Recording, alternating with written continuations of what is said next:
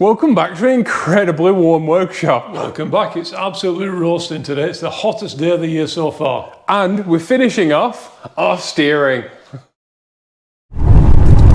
Hey, that's proof you can't roll a 2CV.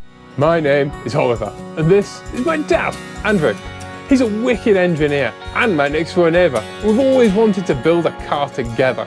So when I found my dream car in nightmare condition, we decided to embrace it, seize the day and re-engineer the entire car from scratch. Well, it's looking more and more like a car every single day.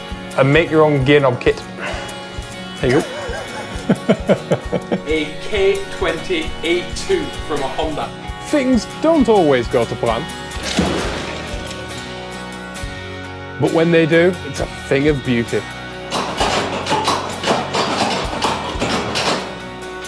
Building a car and making memories with my dad. One of one, this is Project Mosquito. And before we weld anything or finalise anything, we need to try you in the car and we need to try Merrim in the car. Yeah? We'll kick off with that then, I'll jump in.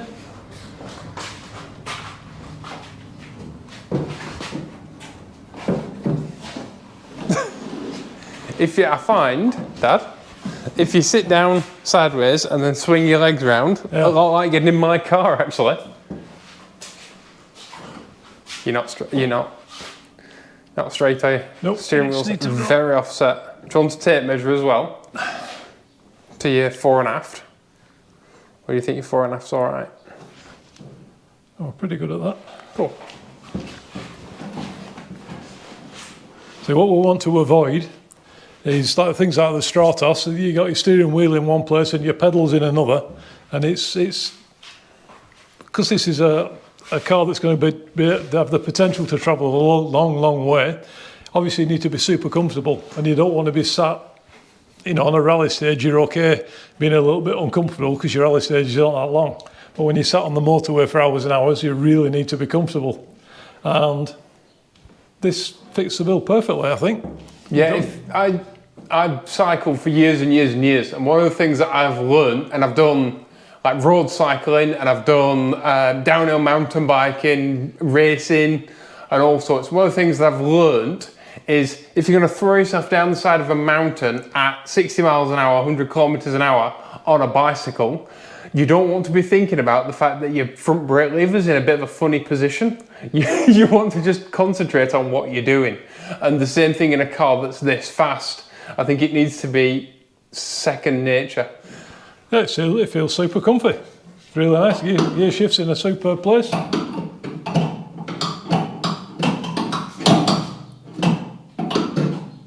And it's nice. Yeah, happy with that? Yep, it's possibly for me a little bit close. Yeah? Yeah. But if we go further that way, it makes it getting in and out more difficult. Bear in mind, right, speaking of bearings, we've discovered that this shaft turns out, thank you to the comments in last week's video, this shaft is probably from a Triumph Dolomite Sprint, although Del UK says, hello Del, long time commenter, says that it also has a Jaguar part number, which is interesting. Yeah. And it should originally have had like an intermediate shaft on it anyway, apparently. So I like bow to your wisdom, gentlemen. And I say gentlemen because no lady said anything. But the bearings aren't quite up to the task. Actually, Dell said bearings probably aren't up to the task. So well predicted. Yeah.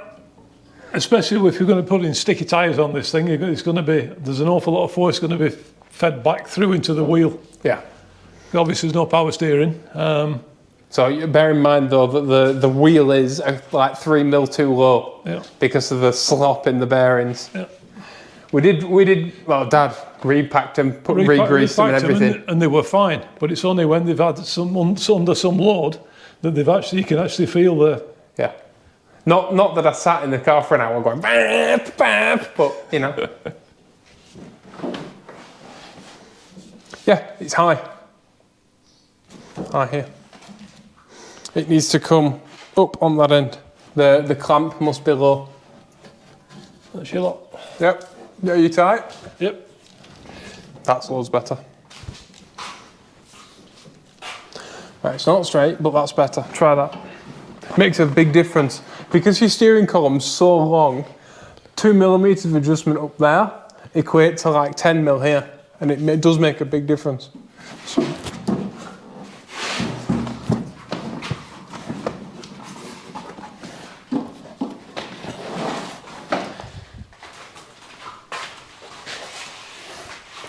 It's even if we put a disconnectable wheel in it, getting in.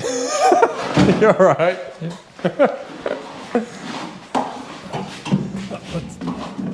You just need more practice. You'll be all right. It's never going to be graceful getting in and out, is it? See what I mean about it being better? Yeah. We can move this over as well. Yeah. Well, we're restricted with the length of the clamp at the minute. But is that better? Yeah, that's loads better. Yeah, see, shaft's moving like this. But yeah, being that bit lower, if I look up, I can just see this edge here. Yeah. So, obviously you are probably that much further down than me. So you won't be able to line it up like I can, but... I can see your knees anyway. Yeah. That's it, how many, right? So from where Dad's sat, you can see my knees. And bear in mind, there's 45 centimetres in front of here, and Dad is sat with his head well under the level of any wing mirror on a modern car. So...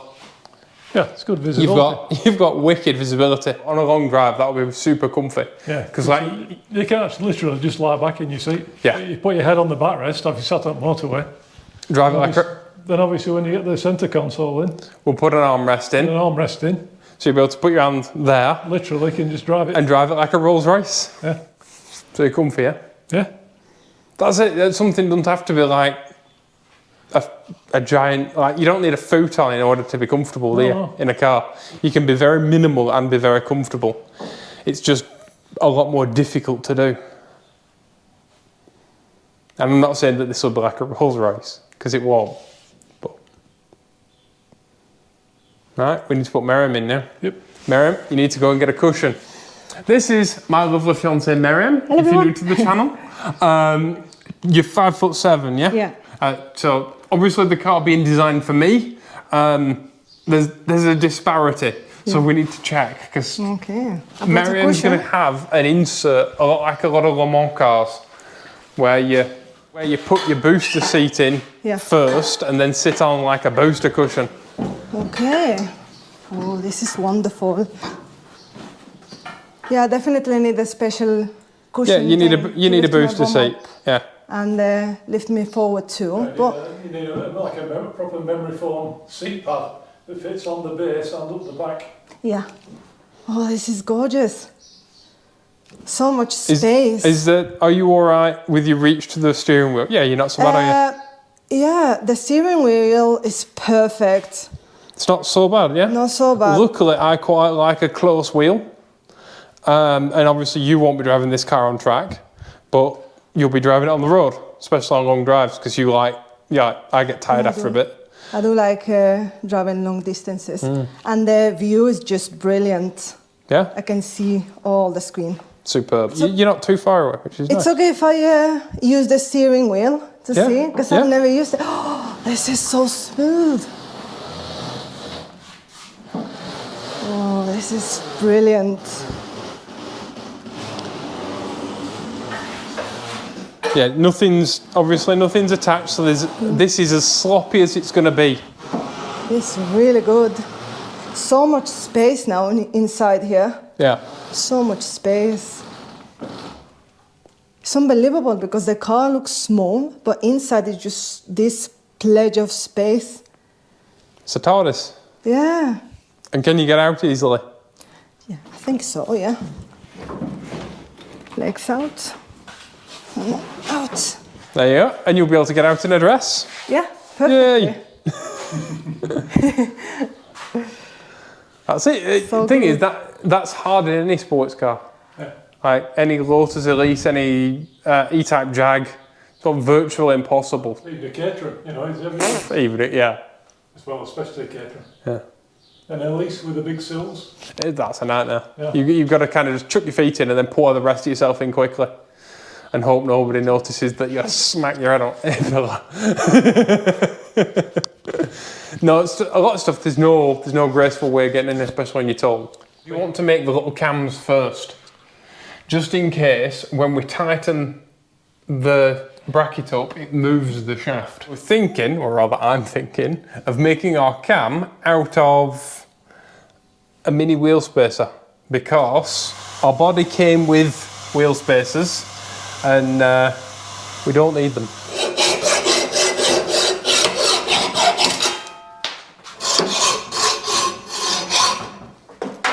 There we go.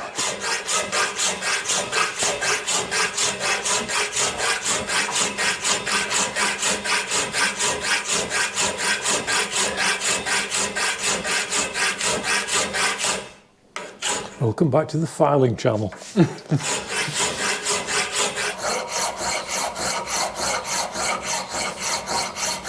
Times like this, I wish we had two vices. It would help, wouldn't it?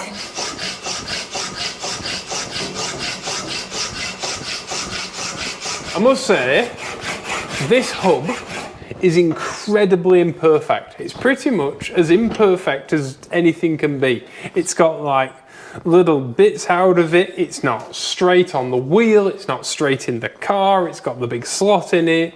It was never made to be polished. And aluminium that's never made to be polished is not good to polish. Like it's got a little like inclusion chip here on the bezel, which I'm not gonna get rid of because in order to get rid of it, I'd have to take loads off the bezel. But I must say, I kind of love it. Okay, it's very imperfect, and it looks like an old racing car part from the late 60s. So it's kind of grown on me, and I like it. So I've come up with a solution for the slot because I asked you all, what should I do with the slot? And many of you said, like, make a little thing that clips in. It's for the, I said it was for the self-cancelling last week. I was tired. It's not for self-cancelling. It's for the wire, for the clock spring. So when you've got a horn button on the wheel, you can put the wire through there. I don't want to have a horn button on the wheel. I want the horn on my stalks. It's just what I prefer. I don't want to have to take my hand off a wheel to go beep beep as I pass somebody to say thank you. And I know that in the highway code, that's not how you say thank you, but that's how everybody uses a minute, let's face it. But yeah, I asked you last week what I should do with it, but none of you came up with my solution, which I'm quite shocked with. I don't want to add something to it.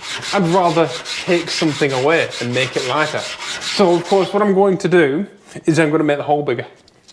And I spent ages the other day. I had a lot of time on my hands. It took a long time to process last week's video. And I made a little paper template. And this template is the smallest possible hole that I can make in this hub that covers up all parts of the slot. It's got a little flat on the end because I'm not going into this ring. So I've made a little guide, and obviously I won't be going outside of that black line. And I've got my little paper circlet as well, but hopefully I don't mess this up.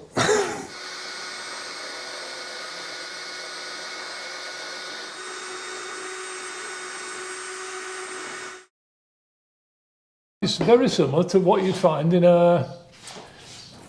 like a strap oil filter remover. You know, the ones with the strap and the little screw. Oh yeah. That pushes down. Never thought of that. Very, very similar thing.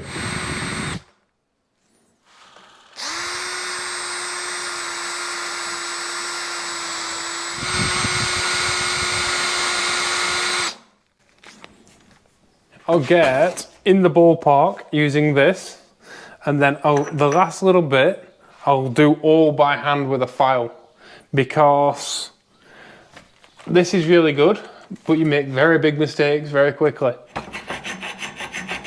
I'm aware that I'm trying to file a circle with a little flat on it into a cone, which is an incredibly difficult thing to do. Luckily, I've got it kind of approximate, and I've got in my little box of sanding ends, and just as happenstance, I found a sanding head that is a little 80 grit sanding head that is exactly, and I mean like down to decimals of a millimetre, the same size as this.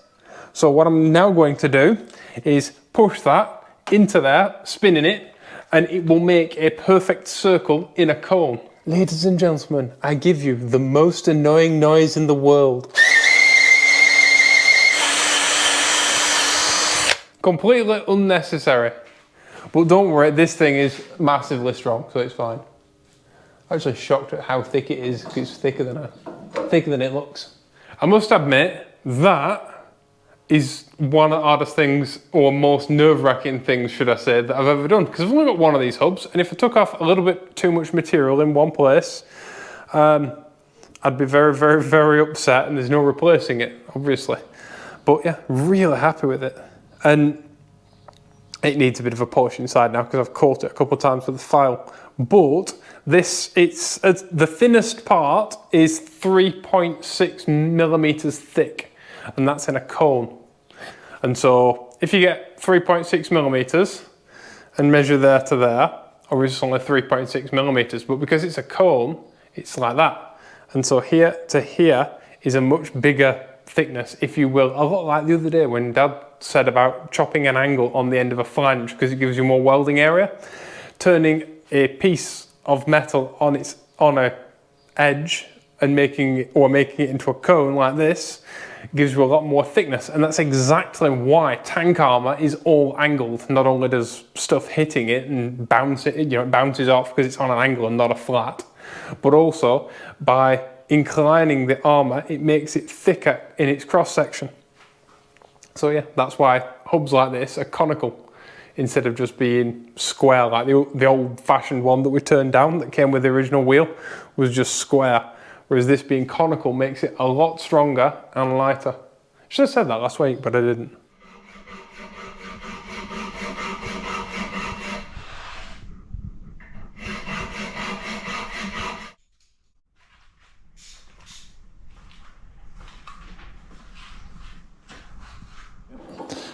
Okay, so get this out of the cart.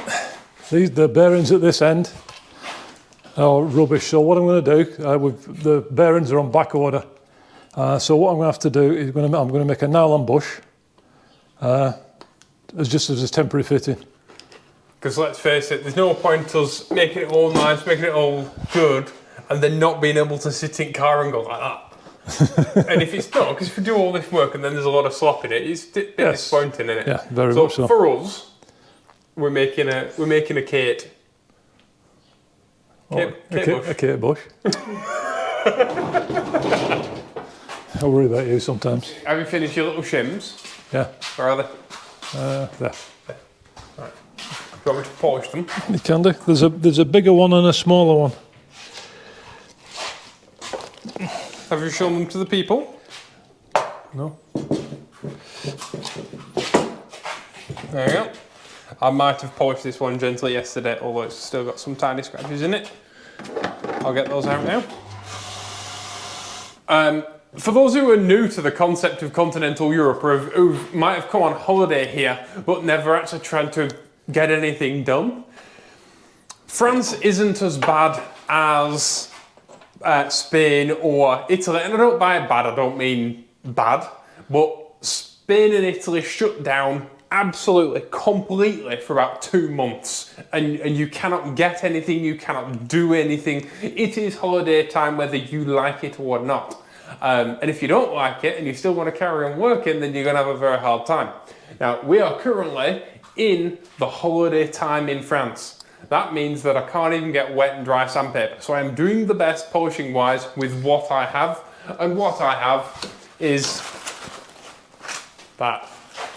And considering that this has Aldi Black & Decker mouse pads in it, you can pretty much, this is the bottom of the barrel. This right here.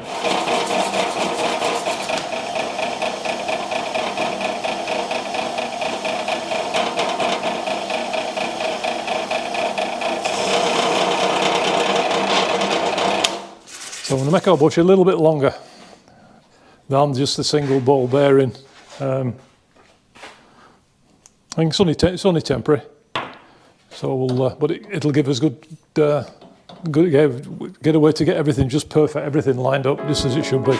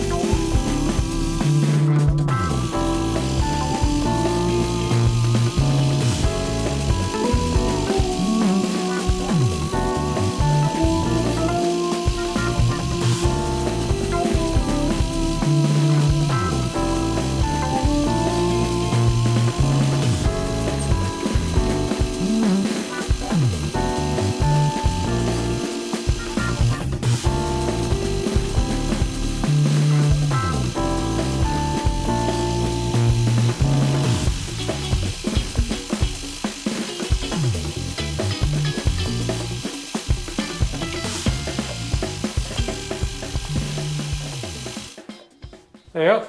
Try anything. You got some in your bush as well? No, there'll be enough on. You can wipe your finger in it.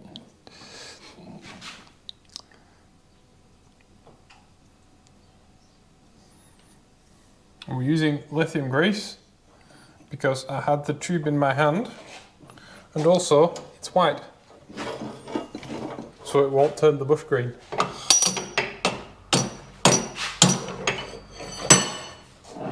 Well, now you can see how the two little cam pieces work. Obviously, as we tighten this up, these bolts up, it'll draw everything together And push down and push down on the shaft. So it'll have 360 degrees of clampage. of clampage. That's better, we can see now. The camera can always see, but that's not always the case for us. We don't need one of these little aluminium pieces for the back one, because that will be just overkill.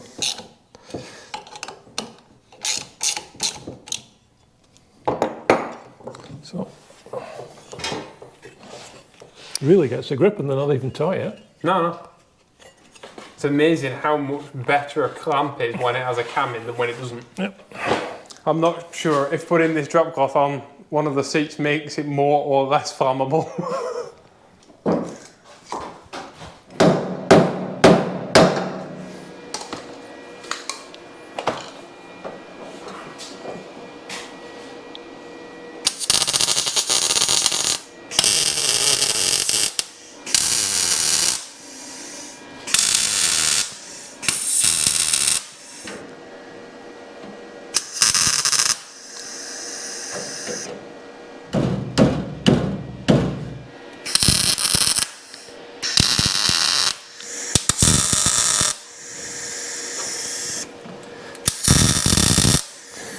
It's super stiff now.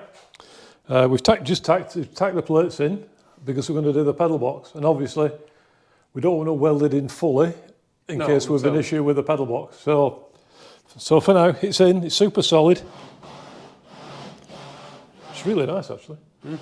I'm actually shocked at, because these tyres are narrow by modern standards, but quite wide by classic standards. I mean, it's rare that you'll find anything more than a 7-inch rim, isn't it? Yep. On a classic car.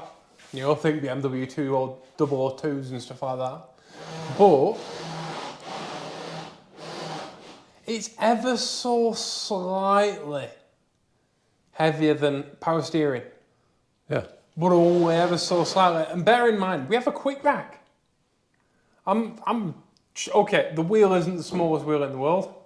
It's 36 mil, isn't it? Yeah. So it's not a tiny wheel, but I'm not a tiny guy. Yeah, but even with if you put the extra weight of me, because you have the radiator and a fuel tank. Yeah, it's not single finger steering, but it's, you know, it's not hard either. Like compared to like a Countach. Yeah. Well, the thing is, once it's rolling, it'll be even better. Yeah. I'm like I say, I'm shocked and delighted by it. But to say that I can actually feel the grip on the front tyres just sat stationary, and obviously you've got amazing feel. There is no rubber anywhere other than on the ends of the wheels. But to compare our steering rack, we've been saying this entire time we have a quick rack. Our steering rack was made by a company called Cam Gears Limited in the UK.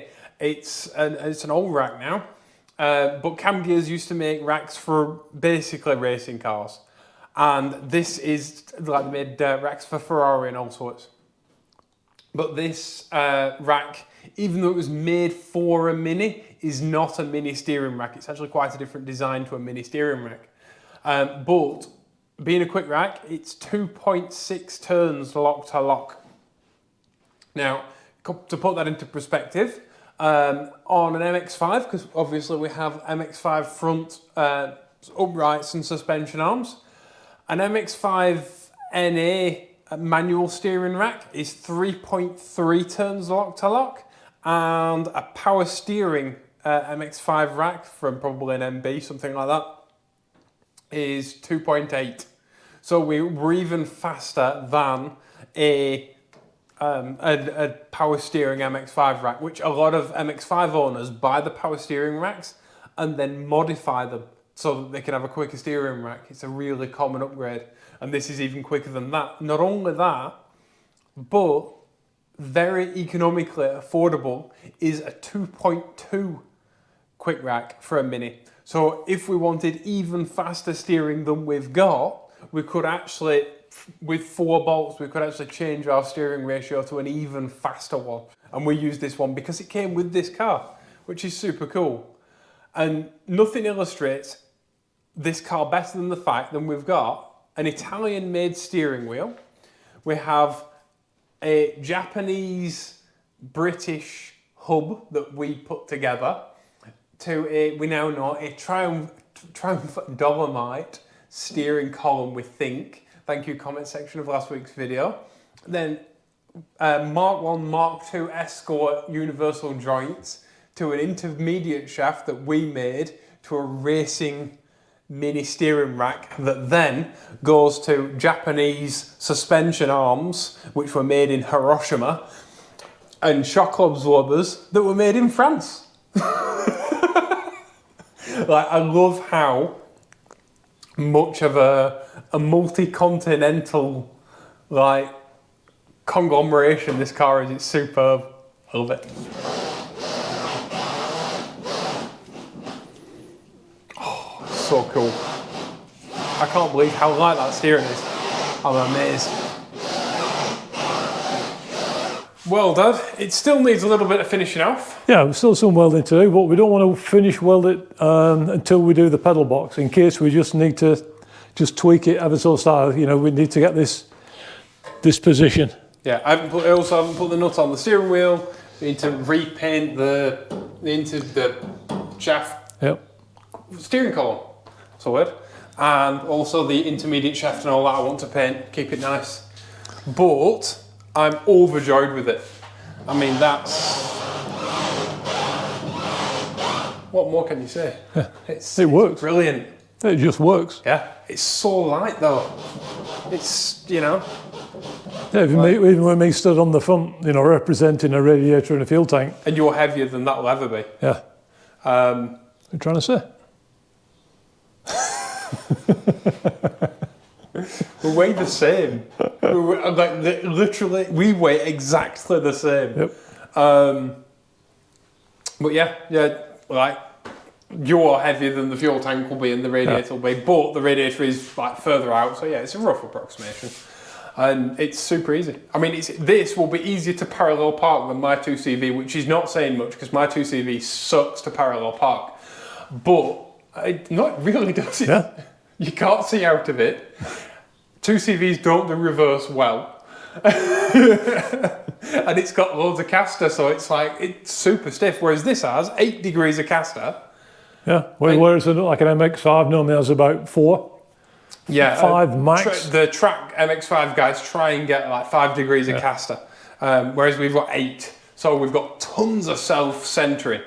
And that should equate to a load of steering feel. Not only that, but our tyre pressures are massively low as well. Yeah, in comparison, because they don't have to hold up the weight. There's not a lot to hold up, and it's a very wide wheel for not a lot of weight. And that will give us a really fast rolling tyre with tons and tons of steering feel. And because we can run soft shocks and soft tyre pressures and all that, we'll have tons of grip as well. But it should be really predictable grip, because that's the aim of the game. Yeah. And the last time I sat in a car, because it didn't have the body on, but I sat in the old chassis over here and turned this steering shaft and that steering rack and turned wheels. And I tell you what, the steering was heavier then than it is now. Yeah. That's full lock, and this is a very small steering wheel, so you can imagine like that is a lot of a lock instantly just from a little turn of a steering wheel. So you can imagine how twitchy this car would have been on the road with such a small steering wheel. Many people put tiny little steering wheels in minis, but if you have a quick rack, you don't need a small steering wheel and a quick rack. A small steering wheel is designed to make steering faster. But if you put a quick rack in a car, you should fit a bigger steering wheel, and then you have more control of the car, as well as moving the steering wheel towards you, because it allows for much better control of the vehicle, and it allows for more precise road placement. You know, it's very easy to see how a very twitchy feeling, short wheelbase mid-engine car with rubber cones at the front that are a bit too firm on a wet road, this car would have been incredibly tricky to drive, especially with a turbo engine in the back. You know, add turbo lag to that, and it would have been an absolute beast to drive. It would have been very, very difficult. And you know, flipping heck, I'm amazed it lasted as long as it did, because like I say, it would have been incredibly twitchy and incredibly quick. A brilliant autocross car or something like that, it would have been superb for that. But on the open road on a wet day, and bear in mind this is from England, so this car will have only been out on wet days, because they only have wet days. But I have to be careful getting out so I don't go through the floor. I'm overjoyed. And yeah, so we've got back to where we should have been in episode 2. Only we are okay. It's taken us a while. We've uncrashed it. It's grown a bit in both length and width, but not in weight. No. And that's the important thing. And yeah, twice the suspension travel of a traditional GTM. Over 100% more power. Yep. Right. No more weight. I'm overjoyed with this car. I fall more in love with it every single week, and I'm really happy with my little hub with its all. Because I tell you what, that's a really hard thing to do. That try filing a perfect circle in a cone. I wasn't actually sure whether I could do it when I started doing it. I'll be honest, but I'm very proud of it. I don't think it'll reflect. We've got a banner on the windscreen, haven't we? Yeah, it's a built-in tint that comes maybe this far down. Yeah, so it's quite far. The wheel's quite far back in the car. We've got a built-in tint on the banner, and of course we've still got an instrument binnacle and stuff like that. Yeah. So I don't think it'll reflect on the windscreen. But if it does, I can just turn the hole so it's at the top. Or at the bottom. Yeah. No, but I mean, so that the sun's shining in the hole rather than shining on the bottom, reflecting in the windscreen. But yeah, super, super happy with it. Thank you all for watching and supporting this channel. We appreciate every single one of you. We know that we are YouTube's best kept secret, as you tell us often in the comments. But we understand that we're doing something massively niche here. But we know that you are here for that, and we appreciate that massively. And we appreciate every single one of you that likes these videos, that leaves a comment every single week. Like, look, our comment section is the best comment section on YouTube. Yeah, that's superb. Yeah, thanks very much. Literally. Everyone that comments, thank you so much. And I'm massively proud of you all. You're amazing. Like, I could not ask for a better community. So thank you so much for all you do in sharing these videos on forums and, you know, supporting us on Patreon and helping us make videos and like people leaving super thanks and stuff like that. It's amazing. It's superb. Thank you very much. Thank you. And thank you very much just for watching. You're incredible. Yeah. It's honestly something that makes me feel really lucky. Because everybody gets along, everybody's awesome, everyone's supportive of everyone else. It's brilliant. You're amazing. So thank you all for watching. Please be awesome to each other as you always are. And we'll see you all in the next video. Bye-bye. Bye-bye.